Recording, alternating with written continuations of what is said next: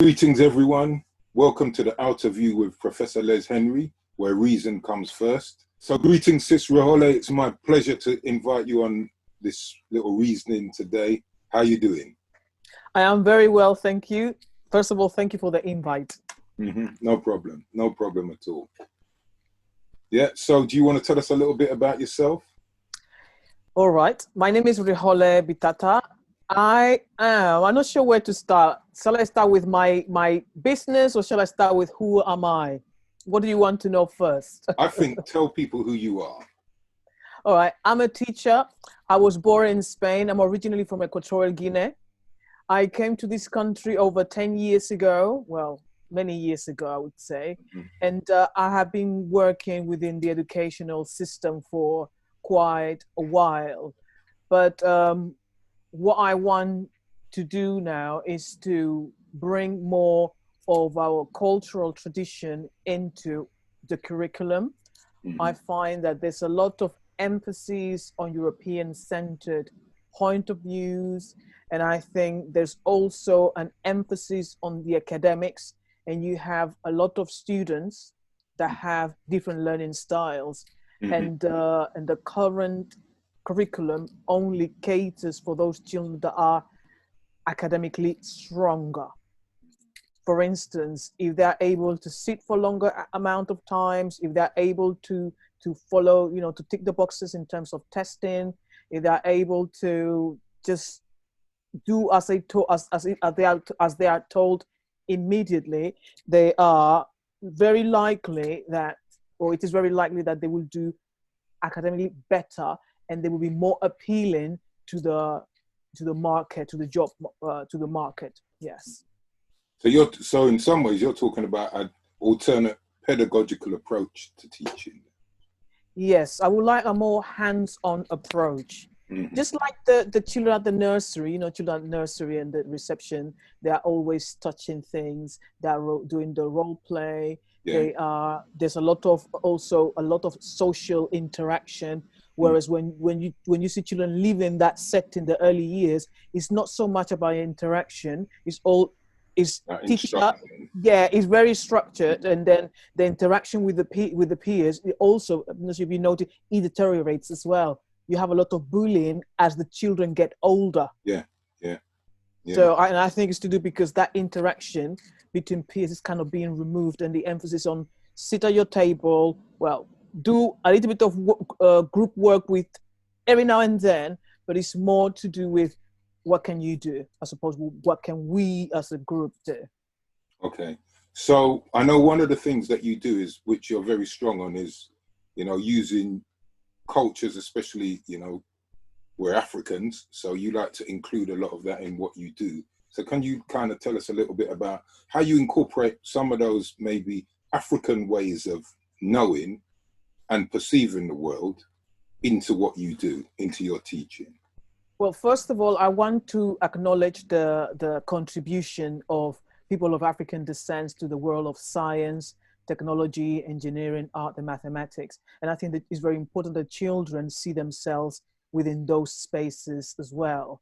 So they grow thinking and believing that they can achieve a position within those areas.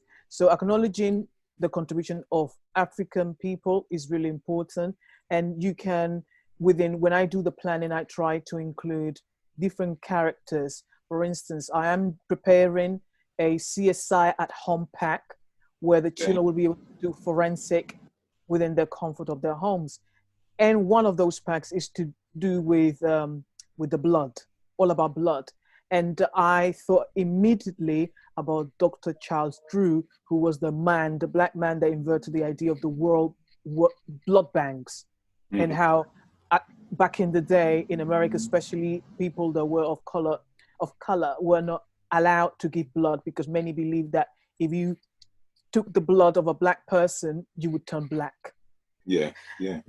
Yeah, so that's one aspect of it, but also involving the community. We have a lot of people in the community that are within the field that are alive. We tend to emphasize a lot on the People who have contributions gone and from the people who past. have Yeah, died. people. Yes, people that have Absolutely. died, and Absolutely. it's like, it's like, let's look at who is alive doing great things Yeah. here right now in this Well, country. actually, In this world. that is part of the ethos.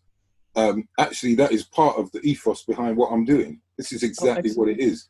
I want people to recognize, you know, there are people out there doing great works across races, across genders, across sexuality.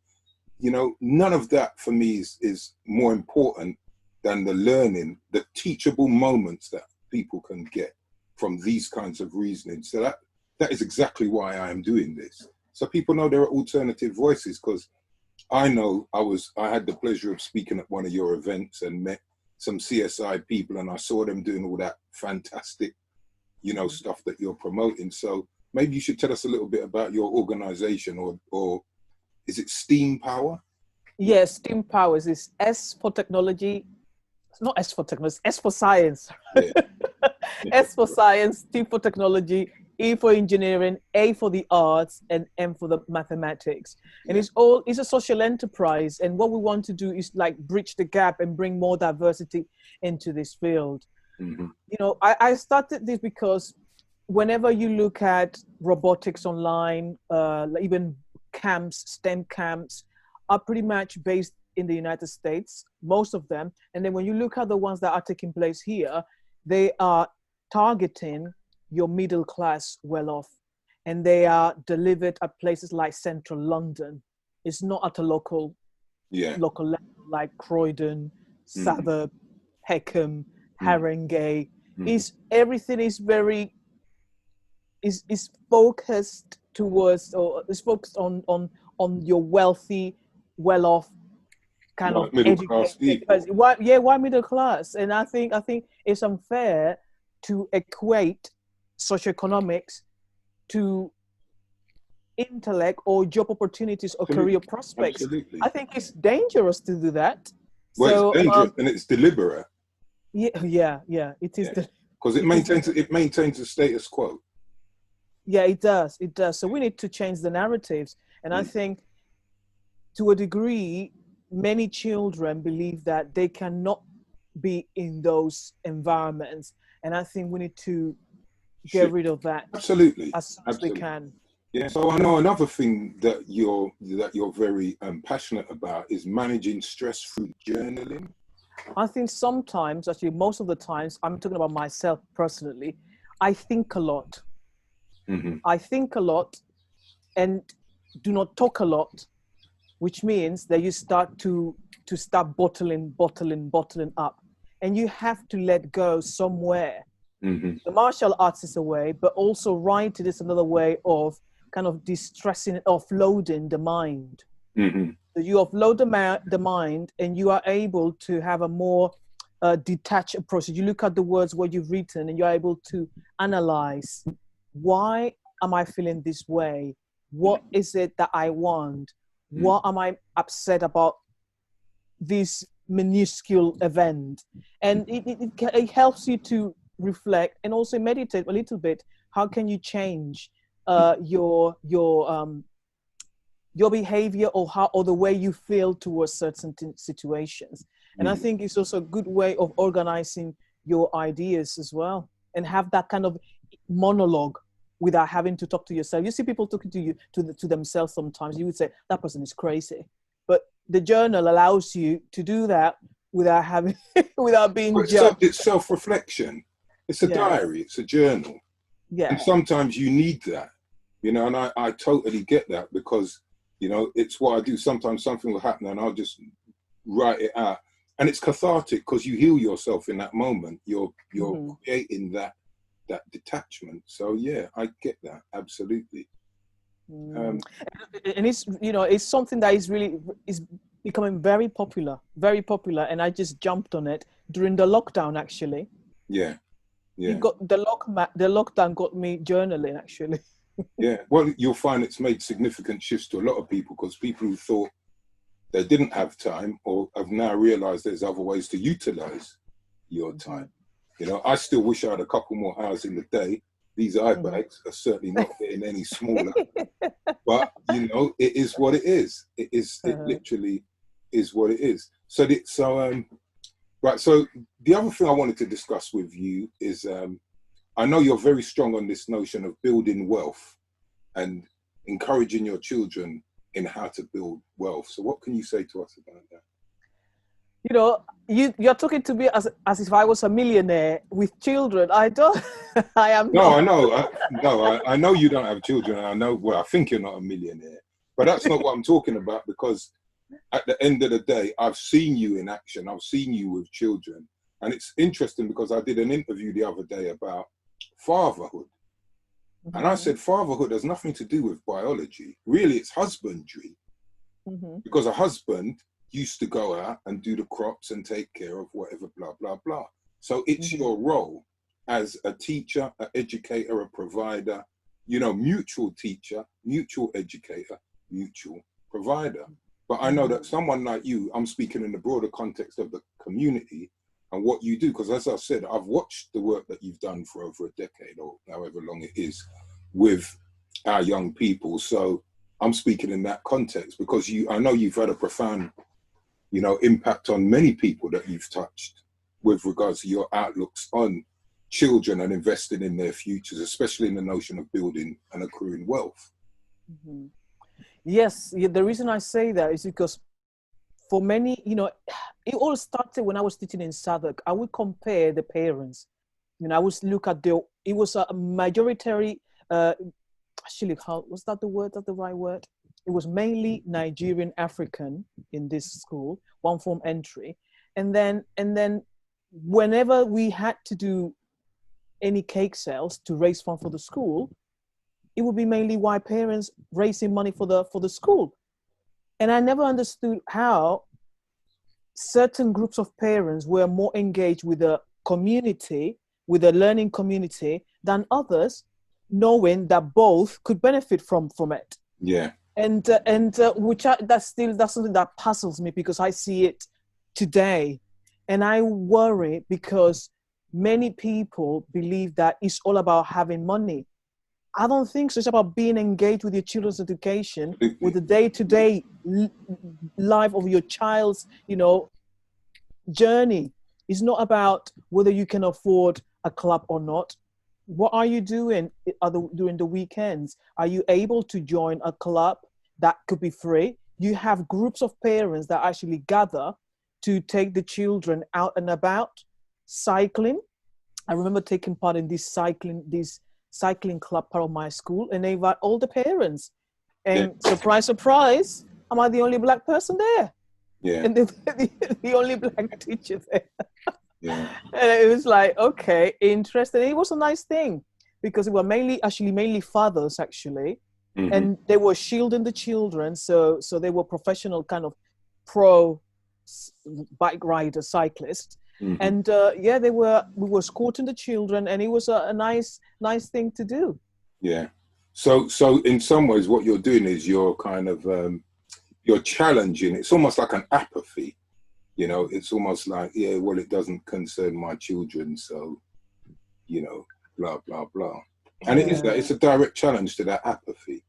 Yeah, it is. It is. I think when you look at the working class parent, and unfortunately you have a lot of black people that fall into that category, you see that they are trapped within the working hours. And I don't blame them. I think that's done on purpose. Oh, of course it is. Parents, you know, you trap the parents there 9 to 5, grinding and work them until death. And then by the time they get home, it has to be a strong, a parent with a very strong will that says, no, I'm going to sit down and I'm going to go through the homework. I'm going to sit down. We're going to do this project together. I'm going to sit down and I'm going to help you through this. Or I'm going to listen to you. Or I'm going to make sure that I have time to speak to this teacher. Or I'll make sure that I have time to get involved with the Parents Association because I want my child to be able to go to this trip that I can afford. It's things like that. If you don't get involved, the community won't be able to support you. And that's regardless of race. Yeah. I think parents in the community that I work with, they really want to see your child succeed, my child succeed. So let's work together. Yeah. Absolutely. And I see that more unfortunately, among the white middle class communities. Yeah. Where they raise an unbelievable amount of money through cake sales. You will believe they can raise over £5,000 a year. It doesn't surprise me. It doesn't surprise me because I know oftentimes people are a little bit wrong-headed on that, and hopefully anyone who watches this will kind of take heed on that, because what you're doing, and not only that, you know, you're also encouraging your children in some ways to understand the role of finance and how important it is. So it is that, it literally is to get them into that mindset, that way of thinking, that the routine. You don't have to look for the big, quick buck. Build something. It's a process. That's right. That's right. And within that process, you need to teach the routines. You know, money management. You know, I think it's, you know, the routines in the morning. Is your child making the bed? Is he making breakfast? What's your routine? Or is it just whatever happens, whatever? There has to be a structure. So children are already with that mindset of, you know, kind of brain program to success. Absolutely. And it's crucial. Right. So I don't know if there's one thing you want to tell us about yourself that maybe would surprise people. Oh, I don't know. There's so many things that people don't know about myself, you know, about me. I love cooking. I'm a good cook. Okay. Cooking's an obvious one. It's obvious. Okay. All right. Well, I'm bilingual. I'm polyglot. I speak English, I speak Spanish, I speak Catalan, and I speak Bobe as well. And I'm teaching myself French. That's one. Also, I'm a black belt. I became a black belt recently. Well, actually, a year ago. I'm on my way for my second Dan. Okay. What is it you do? Mixed martial arts. Okay. Mixed martial arts. Yeah. Hardcore. Yeah, you know, but I do Tai Chi. You know, Tai Chi is another thing that keeps me going. You know, I need to still learning. I find myself, you know, I'm not a Bruce Lee or anything like that. Well, I'm Leslie, but I certainly ain't a double black belt in Kung Fu and karate, but I'm too old to be Bruce Lee. I'll just be Leslie. That's good. And is there something you'd like people to take away? Something that you'd like them to take away from this interview? To take away something that Rijole wants to share that people can. All right. Yes, I want to share with you guys this book, Adinkra coloring book. Yes. Okay. This book is based on the Akan tradition. Okay. Even though it's a coloring book, well, it is, you know, it's a kind of a long story with this book, because when I started with this project, I thought that Adinkra was more to do with art. Yeah. Even though they use symbols, but those symbols are beyond. Do you want to explain quickly what people, because people may not know that Adinkra is from the Akan people? Yeah, Adinkra means farewell in the Akan tradition. So the Akan people lived in Ghana, and within their costumes, especially during funerals, people will actually wear clothes with these symbols on. And these symbols will also be kind of a eulogy to the person that has died. Or so-and-so was very believed in the law, or so-and-so was very loyal, or was very loving, or was very patient. So they will pick up these symbols according to the character of that person. And what I did in the book, with the help of two young brothers and my book mentor, we tessellated the symbols. So this is something that I've done already, and this is Mpuanum, and this is the symbol of loyalty. All the images, all the images are tessellated, and the book is for young people, for old people, for all ages. Yes. So this is what I've been working on. This is that's beautiful, because it's all black and white. Because I know you thank you because you gave me a copy for my grandsons, but that is beautiful. Yeah, so that's why I want your grandchildren to enjoy it, because I have also a little girl who gave me a lovely review, and I want children especially, you know, to start thinking about African tradition in pictures as well. It's not about just words, because we are adults can read easily, but a child, you cannot just. Well, remember, we teach children to read through symbols. You see the symbol, and then it might be a card, and it's CAR. goes with that symbol. But what I think is really great about what you just said, it's how you can transmit the culture through the symbols. I do other things apart from steam power as well. Okay. Yeah, I've just decided to start trading. Okay. I decided to start my own e-commerce as well, Okay. selling beauty products, vegan beauty products. Okay. And what's I've a also, vegan beauty product? What's that? well, they don't have animal in it. Okay. Okay. Yeah, animal in it. Yeah, that's all it is. and they are free from animal cruelty. So anyway, Sister Rijole, it was great to have you on the Outerview. Thank you. Where reason comes first, and you know, I know we will catch up at some place in some point. But until such time, you walk good, you keep yourself safe, stay focused, and stay blessed. Likewise, take care. Bye-bye. Yeah, blessed. Bye-bye.